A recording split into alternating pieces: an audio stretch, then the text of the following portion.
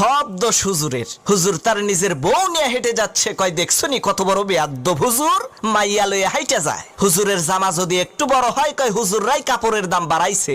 ছোট হইলে কয় টেডি হুজুর, পেট বড় হইলে কয় পরের বাড়ি খাইতে খাইতে পেটটারে জাহান্নামের তাগারি বানাইছে।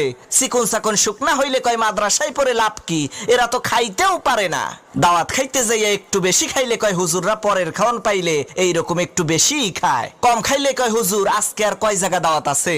হুজুর একটু দামি পোশাক পরলে কয় অহংকারী, কম দামি পোশাক পরলে কয় ফকিন্নি। হুজুর একটু ইংরেজি বললে কয় ভাব মারায়, আর ইংরেজি না বললে কয় খ্যাত। অনেকে আবার কয় এই দেশটারে হুজুররাই শেষ করছে।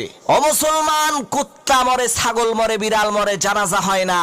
এই বাংলার জমিনে যদি ওলামা একরাম না থাকতো, তোমার মরণটাও কুত্তার মতো জানাজা ছাড়া হইতো।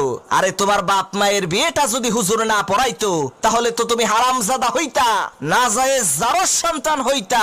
তোমারে তো